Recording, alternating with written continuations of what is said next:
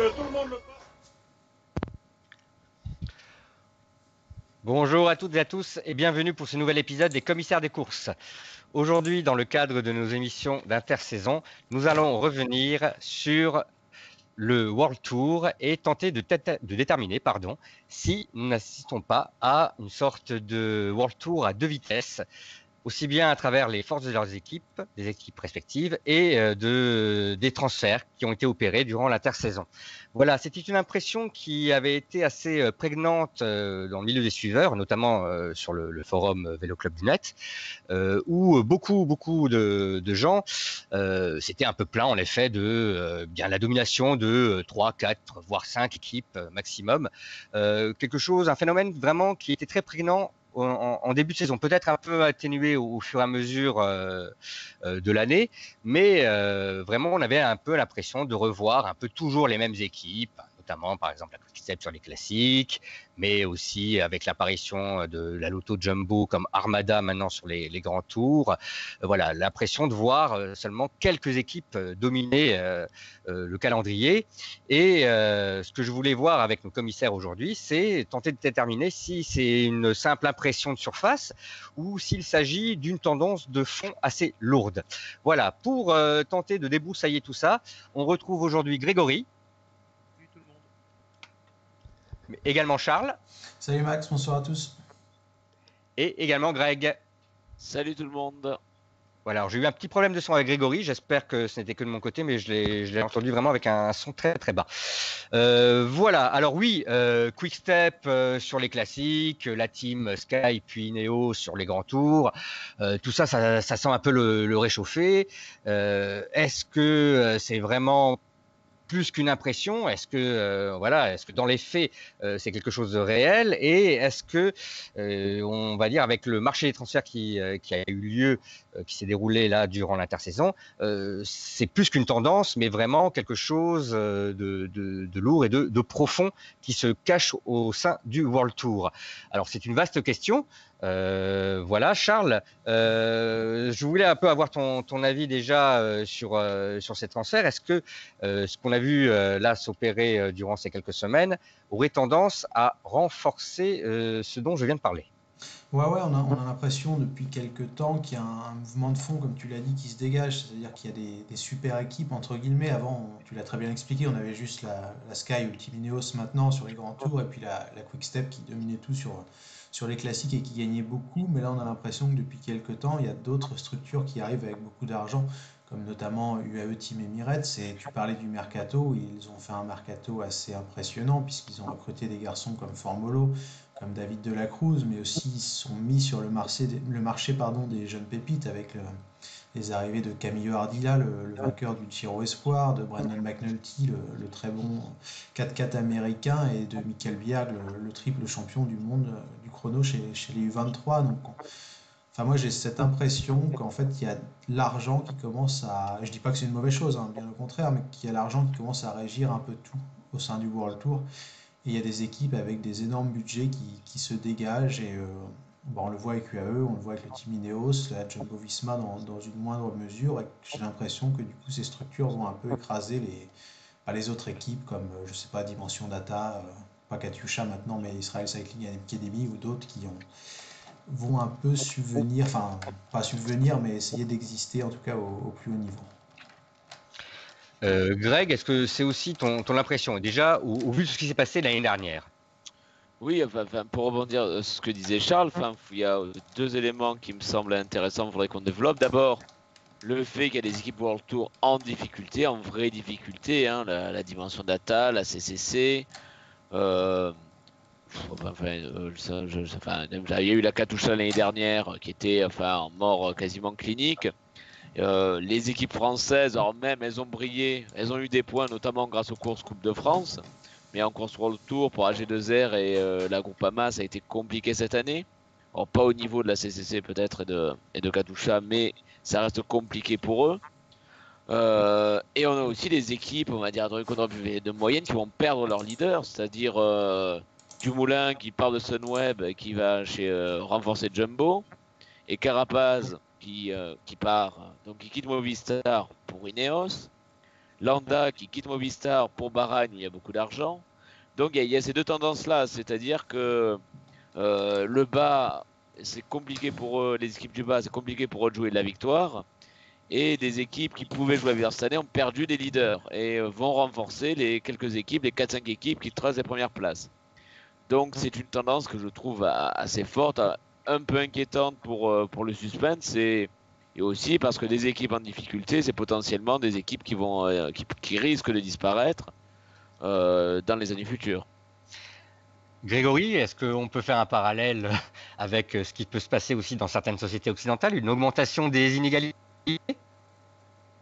Bah, un peu ça. Après, en ce qui concerne le World Tour, malheureusement, c'est un peu l'argent qui prédomine. Puis on a aussi quelques équipes qui font des paris intéressants, mais très rapidement, il suffit que certains paris soient gagnants et on peut retrouver les coureurs qui ont bien marché dans ces équipes, se retrouver dans les équipes qui payent le mieux, tout simplement. Et pas forcément en plus pour avoir un statut de leader complètement assuré dans leurs nouvelles équipes. Donc c'est assez triste, mais c'est un peu comme ça que fonctionne le sport malheureusement, et puis la société en général. Après, concernant la saison 2020, on a on a un peu plusieurs niveaux d'équipes, on va dire, avec les équipes qui vont très certainement tout dominer, d'autres qui vont essayer d'exister, et enfin celles qui vont essayer juste de survivre. Donc ce sera à suivre. Puis certainement quelques équipes qu'on n'attend pas auront des coureurs qui vont éclore. Donc il faudra voir si elles se feront dépouiller elles aussi l'année suivante.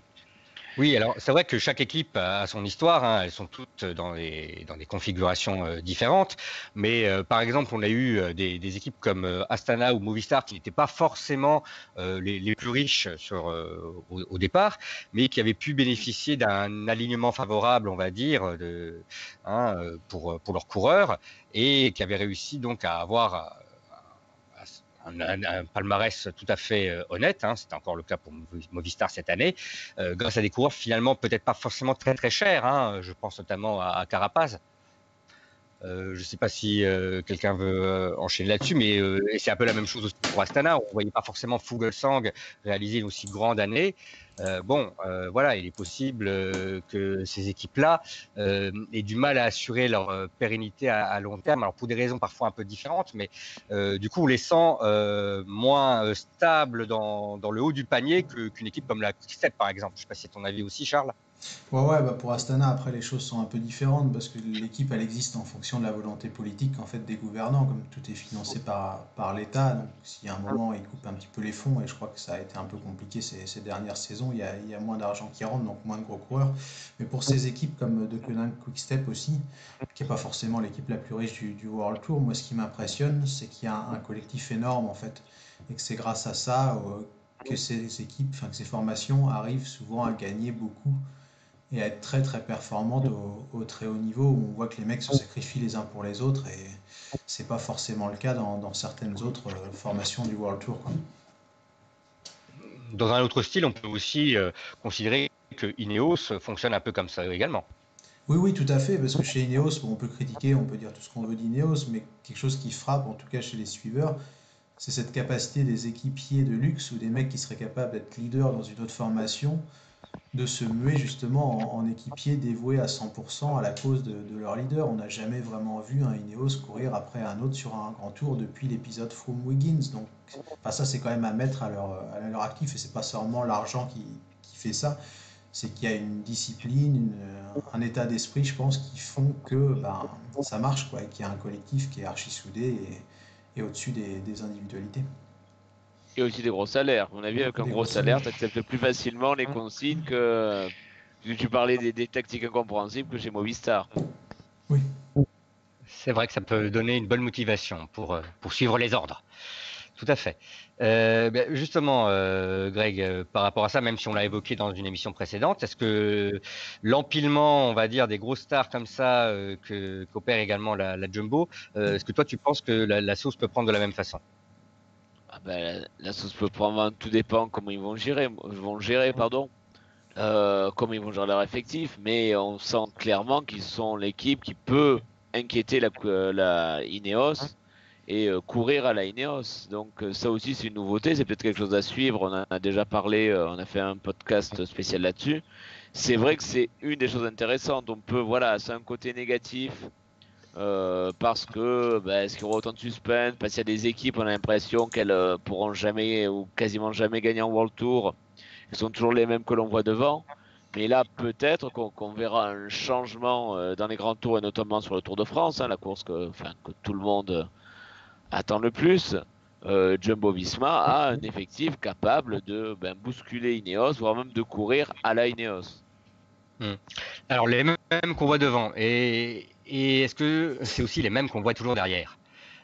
J'ai envie de vous demander, cette année, effectivement, vous aviez évoqué déjà quelques équipes, dont donc la défunte Katusha qui a traîné un peu sa misère toute l'année, avec, on peut dire, en digne représentant Marcel Kittel qui a carrément stoppé sa carrière en cours de saison. Est-ce que vous pensez que ça va être rebelote l'année prochaine? Donc, pas avec la Katusha, mais par exemple une équipe qui est un peu fait, triste mine cette saison avec la dimension data, donc qui va devenir NTT l'année prochaine. Est-ce que vous pensez que ça va être un peu aussi la même chose avec ce genre d'équipe? Grégory, pardon. Il y a quelques risques hein, parce qu'on n'a pas forcément fait un énorme recrutement. D'ailleurs, on a été chercher quelques coureurs exotiques de type Benjamin Dibol. Je pense pas que ce soit forcément une bonne chose pour le World Tour. Après, même des renforts type Andreas Stockbro qui ont aucune expérience non plus au niveau World Tour, donc ça va être je parle pas non plus de la recrue japonaise Shotaro Iribe qui n'a aucune expérience du tout sur les courses de haut niveau, a déjà plus de 30 ans d'ailleurs. Mais je pense que c'est compliqué pour eux, on va voir. On a Michael Valgren qui a été une existence cette année jusqu'à la fin de saison où par contre il s'est bien réveillé, donc il a rencontré apparemment des soucis personnels, mais faudra voir. Mais il y aura pas beaucoup de têtes d'affiche et le problème c'est que on risque de se reposer toujours sur les mêmes coureurs et que ça peut très mal se passer du coup. Certains vont peut-être finir par être cramés et quand ils seront cramés, il y aura plus grand monde sur qui se reposer. C'est là le problème. Oui, on a un peu l'impression, enfin, c'est pas qu'une histoire d'argent, hein, il y a aussi une histoire de direction à donner. Et certaines équipes, personnellement, j'ai du mal à lire leur projet, à voir vraiment où elles veulent aller. Charles? Ah bah oui, clairement, enfin, si tu donnes 3 ans de contrat à André Greipel, il y a peu de chances que ça se passe bien, quand même, si t'as l'argent, enfin, ça peut être compliqué, j'exagère, j'extrapole, mais enfin, à un moment, il y a aussi des managers qui savent ce qu'ils font et d'autres qui font un petit peu n'importe quoi, enfin, tu vois, chez Astana, par exemple, ils ont quand même le chic pour trouver des mecs qui vont performer l'année suivante. On pense qu'on vote Patrick Lefebvre, je sais que c'est un peu dans l'air du temps de le mépriser et de le critiquer, mais c'est quand même un mec qui est capable d'aller chercher, grâce à ses consultants ou ses recruteurs, je sais pas, des coureurs qui sont pas non plus archi demandés. Enfin, Gaviria, fallait le chercher, Odek, fallait le chercher, Jacobsen, il y en a qui ont misé sur Alvorsen à la place, donc enfin, Steinle, il l'a chopé en milieu de saison. C'était pareil pour le Danois, dont j'ai oublié le nom d'ailleurs, qui a fait une excellente saison l'an passé, et j'ai la mémoire qui flanche, c'est pas très grave. Mais bref, il réussit des coups. Enfin, il y a des équipes qui réussissent toujours des coups et qui arrivent avec un peu moins d'argent, du coup, à se maintenir à un niveau qui est assez élevé. Il y en a d'autres qui ont un peu plus d'argent, des fois comme Bahreïn ou comme d'autres, et qui se foirent complètement dans leur recrutement. Et pareil, là, quand tu vois Bahreïn qui chope Woodpool, je pense que le salaire n'est pas non plus donné. Il y a peut-être mieux à faire. Donc, moi, je pense pas que la Bahreïn va faire quelque chose d'exceptionnel, par exemple, l'an prochain, surtout quand il chope Cavendish aussi. Enfin, Cavendish, faut quand même pas suivre le vélo de trop près pour s'apercevoir qu'il est terminé malheureusement. Donc, enfin, il y a aussi la question forcément de la jugeote, quoi, entre guillemets, des recruteurs et des managers. Oui. L'autre chose, du coup, c'est est-ce que cette tendance s'est renforcée selon vous à travers les transferts encore cette année? Vous pensez qu'on va avoir encore, on va dire, un noyau, un cercle plus fermé encore d'équipes dominatrices pour 2020? Est-ce que c'est ton impression, Greg? Enfin, un petit peu quand on voit, j'en ai parlé tout à l'heure, hein, donc la Sunweb qui perd Mm. Dumoulin, qui pouvait espérer gagner ou briller sur les grands tours. Là, enfin, côté Sunweb, il y aura plus grand monde. Peut-être Kelderman, mais ça paraît limite. Oui, il n'a pas été vraiment remplacé. Hein. Voilà. Movistar qui perd. Alors, on s'est beaucoup moqué de Movistar et de son incapacité à gérer 3 coureurs capables de gagner un grand tour. Ça a été objet de moquerie. Bah, maintenant, je pense qu'ils auront ça sera beaucoup plus calme, du coup. Ouais. Parce que sans Landa, enfin, Quintana. et Henrik Mas arrive, mais il sort d'une saison un peu discrète finalement. Il y aura beaucoup moins de débats et ça sera aussi voilà Et sans Carapaz. en perdant Carapaz aussi qui avait gagné enfin un vainqueur, on perd un vainqueur de grand tour quand même, j'ai envie de dire, c'est pas rien. Donc voilà, ces équipes qui pouvaient penser briller enfin pas facilement, mais qui avaient quasiment une carte assurance Tourix pour gagner enfin pour au moins briller sur un grand tour. Là, ce sera peut-être beaucoup moins le cas, et surtout que ça part renforcer des concurrents. En effet. J'ai envie de vous demander, selon vous aussi, finalement, à quel niveau vous situez les équipes françaises dans ce World Tour, dans ce qu'on parle donc lorsqu'on parle d'un marché ou d'un World Tour à 2 vitesses, voire 3, finalement, où situer les équipes françaises? Charles? Bah, je vais commencer par la FDJ, puis je laisserai les gars évoquer AG2R la mondiale, mais malheureusement, la Groupama FDJ, pour moi, elle est maintenant dans le bas du World Tour, et encore, heureusement, il y a Thibaut Pinot qui relève un peu le truc. Mais sinon, on avait des gros espoirs au moment de l'arrivée justement du sponsor Groupama, on parlait d'une grosse augmentation de budget. On s'aperçoit que finalement, il n'en est rien, que ça a été dur de prolonger les cadres qui forcément ont demandé un peu plus d'argent parce qu'ils étaient convoités, mais ça c'est la logique sportive, il n'y a pas de souci par rapport à ça. Mais on voit que la FDJ, là, le recrutement, ils ont chopé des jeunes, mais on n'a pas renforcé l'effectif. Si jamais Thibaut Pinot veut remporter le Tour de France l'an prochain, il n'a pas de nouveaux atouts avec lui, de nouveaux coureurs capables de l'aider dans sa tâche. Et quand on voit ce que vous avez très bien expliqué depuis le début, les Armada, Ineos et Jumbo-Visma, imaginons que Thibaut Pinot, par chance, prenne le maillot jaune très tôt durant le Tour de France 2020. Enfin, je vois mal comment ça peut bien se passer, parce qu'il n'y aura que David Gaudu en montagne qui sera capable de l'épauler. Et puis David Gaudu, il est encore jeune, il ne peut pas tout faire. Donc si la Ineos veut renverser la table à un moment avec Bernal, Froome et Thomas, plus les mecs qui sont capables de rouler très très vite pour faire sauter tout le monde, on peut se trouver avec Pinot tout seul et 3 Ineos autour de lui, et peut-être 2 Jumbo-Visma. Donc à partir de là, t'as beau être le plus fort de la course, si les mecs t'attaquent à tour de rôle, c'est terminé, quoi. Donc c'est dommage, et c'est pour ça que malheureusement je vais situer, pour conclure, la FDJ très très bas dans cette hiérarchie du World Tour.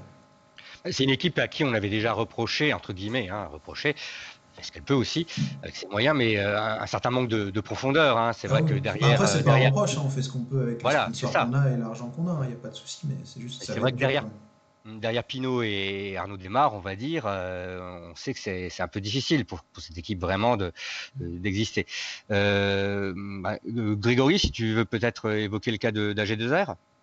Déjà, je vais juste revenir un tout petit instant sur Groupama FDJ. Justement, tu viens juste d'évoquer derrière Pinot et Arnaud Démare, mais justement, est-ce qu'Arnaud Démare est encore vraiment leader dans l'équipe Groupama FDJ? On ne sait pas tellement. Est-ce qu'il serait plutôt remplacé par des coureurs d'un autre profil derrière Pinot, comme des Godus, voire la génération qui arrive derrière avec Valentin Madouas notamment, et éventuellement d'autres, mais ouais, faudra voir.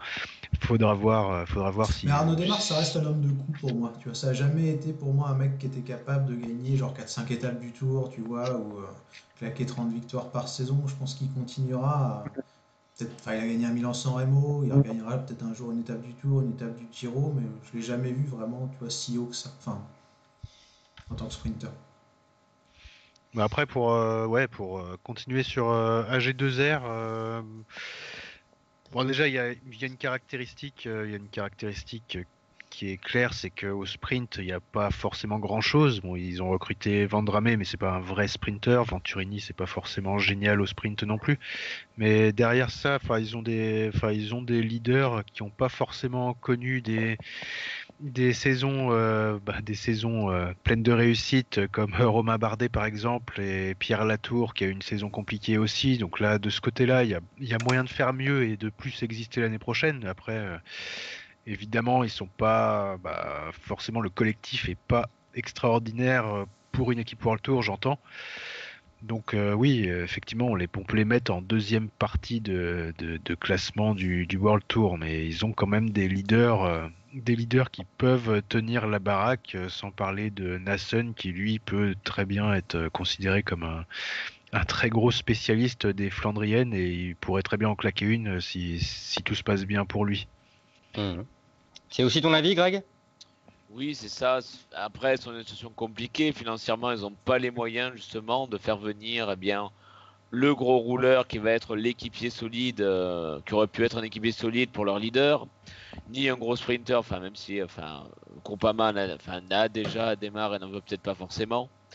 Donc elles sont dans une position compliquée. Après, il faut voir que dans leur calendrier, la Coupe de France compte aussi beaucoup et que voilà, ils ont les coureurs, que ce soit dans l'une ou dans l'autre, capables de briller sur ces courses-là et que c'est un peu différent des autres équipes internationales qui ont peut-être un calendrier, une vision du calendrier assez différente. Les sponsors sont là d'abord pour le Tour et ils ont aussi la chance donc d'avoir un calendrier national assez important avec quand même pas mal de courses. Donc leur vision est un peu différente, mais c'est vrai qu'au niveau World Tour, c'est compliqué pour elles de gagner et de briller.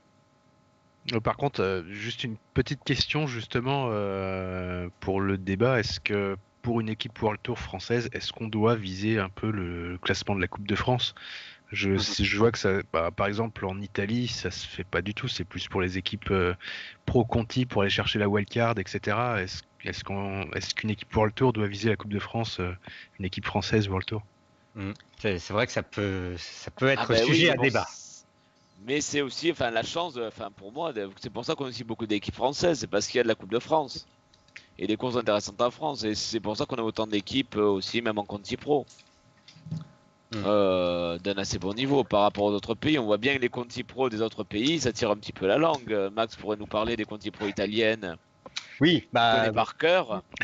pour cause, le cas italien est un peu particulier, puisque comme il n'y a plus de World Tour en Italie, il ne reste plus que des Conti Pro pour viser la Coupe d'Italie, de toute façon. Donc la question se pose même plus là-bas. Voilà, après, je pense qu'effectivement, s'il y avait eu une World Tour italienne encore en activité, elle aurait quand même effectivement pas négligé la Coupe d'Italie, parce que ça reste une vitrine pour le public. Et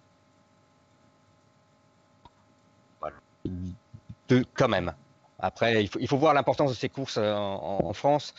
Elles peuvent encore quand même compter sur des ordinateurs, un réseau encore assez dense. Alors, il ne faut pas oublier, voilà, ça reste une sorte de vivier quand même pour ces pays à ne pas négliger. On va bientôt déjà comment dire, arriver à la fin de l'émission. Et donc, du coup, en guise de conclusion, j'ai envie de vous poser la question suivante. Voilà, est-ce que pour vous, cette tendance va se renforcer dans les années à venir, ou est-ce qu'il s'agit juste d'une coïncidence malheureuse? J'ai comme souvenir, par exemple, le classement du Tour de France 2009, où j'avais un peu l'impression parfois d'assister à, vous savez, une grille de départ de Formule 1, où on avait souvent les mêmes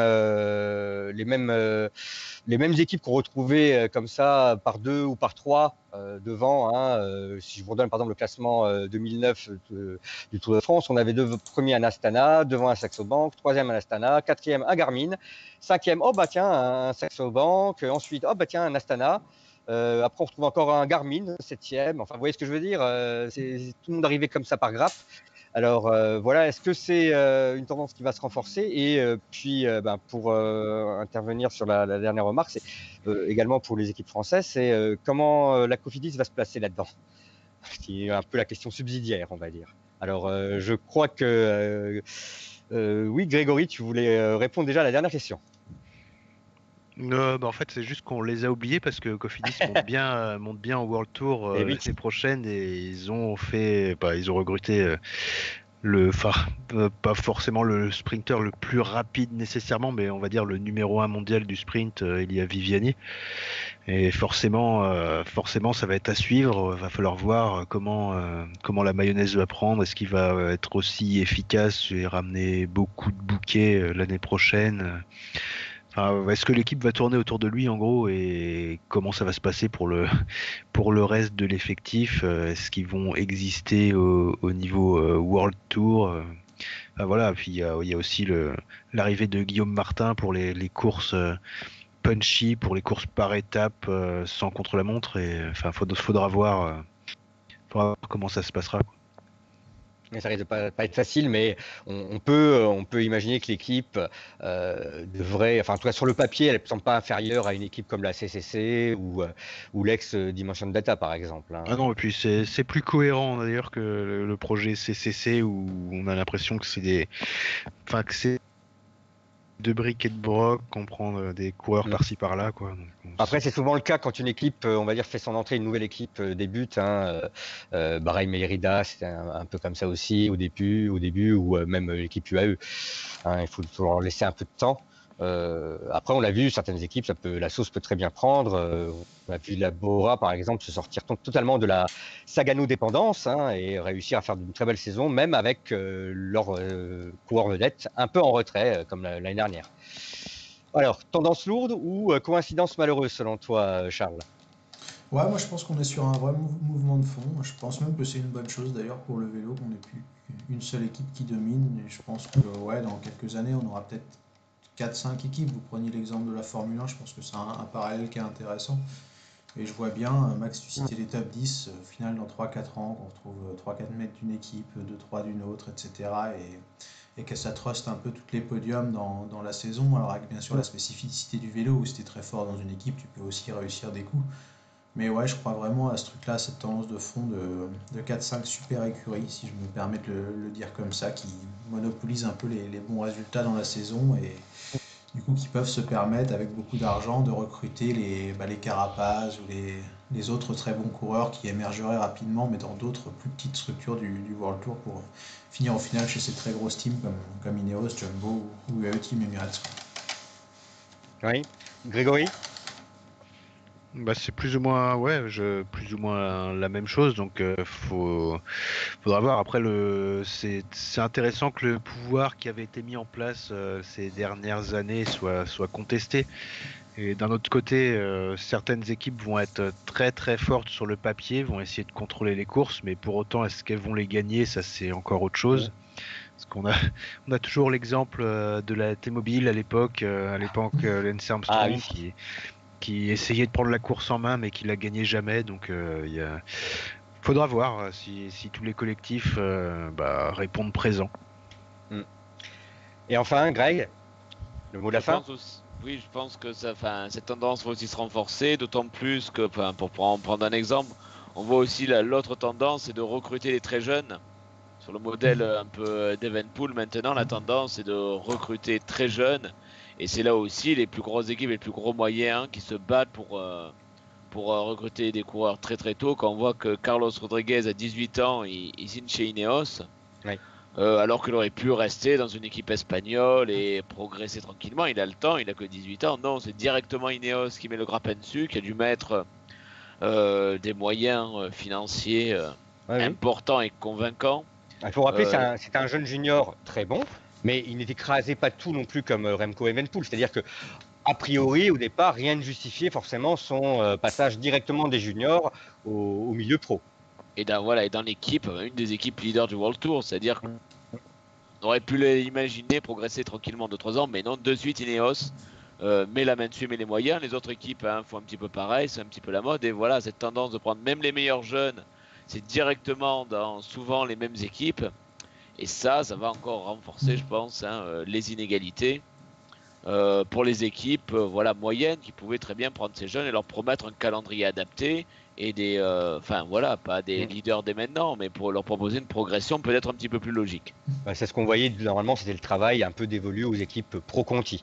Charles, pour terminer? Ouais, juste pour terminer, je trouve ça super intéressant ce qu'a dit Greg parce que ça amène une réflexion, ce sera peut-être l'objet d'une autre émission, mais moi je pense qu'on va aller vers une disparition de la catégorie 23 du coup. comme on a de plus en plus de mecs qui passent pro Ouais. après les juniors. Greg a très bien cité Carlos Rodriguez, mais aussi Quinn Simons, ce champion du monde du chrono qui était junior et qui va passer chez Trek directement au World Tour, et Venepool l'an passé. Et je pense que du coup, la catégorie 23, si on poursuit ce mouvement de fond, n'aura plus lieu d'être très rapidement, malheureusement, parce que du coup, tous les meilleurs espoirs, en fait, seront déjà pros. Le vainqueur du Tour de l'Avenir cette année est plus âgé que Tadej Pogacar et Remco Evenepoel. Et moi, j'ai peur pour toutes ces épreuves, aussi comme le Tour de l'Avenir, mais le Baby Giro, la Ronde de l'Isère, enfin, plein de super épreuves pour les espoirs qui n'auront peut-être plus lieu d'être, parce que quel est l'intérêt de gagner le Tour de l'Avenir si les 10, 15, 20 meilleurs U23, que ce soit sprinter, rouleur ou grimpeur, sont déjà en World Tour. En fait, du coup, tu te retrouves avec des vainqueurs au rabais et c'est pas forcément très intéressant, même au pire, de voir, je sais pas, 10 mecs qui sont déjà passés pro s'affronter sur une course U23 avec des maillots Ineos, Jumbo, FDJ, etc. quoi. Donc, j'ai peur que ça nous amène à faire disparaître en fait cette catégorie et qu'on passe quasiment directement des juniors au World Tour ou à la Conti Pro. Ben, c'est vrai quand on voyait parfois les listes des départs au départ dans certaines courses espoir, on avait un peu l'impression de voir un peu tout et n'importe quoi. Hein. C'était une liste à l'après-vert. Voilà, des gens comme Bernal ou Sivakov, par exemple, qui se battaient sur le Tour de l'Avenir avec des gens qui, eux, découvraient à peine le monde cyclo-espoir. On se demandait un peu ce qu'ils venaient faire là, quoi. Hein, tout simplement. Hein. Ça fait quelques années que cette tendance semble effectivement se renforcer. Et si on arrive à une redéfinition de cette catégorie, je pense qu'on aura la réponse à la question qu'on se posait au départ. Voilà, bah écoutez, je pense que c'était une bonne façon de conclure l'émission. Voilà, merci à tous de nous avoir suivis. On se retrouve très bientôt pour de nouvelles pastilles d'intersaison. D'ici là, donc, portez-vous bien et à très bientôt. Au revoir. Au revoir. Salut! Salut tout le monde.